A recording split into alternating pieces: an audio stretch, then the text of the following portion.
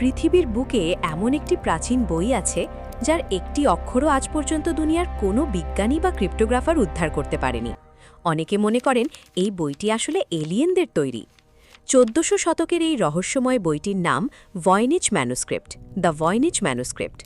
২৫০ পাতার এই বইটি সম্পূর্ণ হাতে লেখা, কিন্তু অদ্ভুত বিষয় হল বইটিতে যে ভাষা বা লিপি ব্যবহার করা হয়েছে তার সাথে পৃথিবীর কোনো জীবন্ত বা মৃত ভাষার বিন্দুমাত্র মিল নেই। আরও রহস্যের বিষয় হল বইটির পাতায় পাতায় আঁকা আছে এমন সব অদ্ভুত গাছপালা, অচেনা নক্ষত্রমণ্ডলী আর অদ্ভুত সব বৈজ্ঞানিক ডায়াগ্রাম যার কোনো অস্তিত্বই এই পৃথিবীতে নেই। শত শত বছর ধরে পৃথিবীর বড় বড় ডেকোডারেরা চেষ্টা করেও এর রহস্যভেদ করতে পারেনি। তাহলে এটি কি প্রাচীন কোনো বিজ্ঞানীর তৈরি গোপন কোড, নাকি সত্যিই অন্য কোনো গ্যালাক্সি থেকে আসা এলিয়েনদের রেখে যাওয়া কোনো বার্তা? আপনার কি মনে হয় কমেন্টে জানান।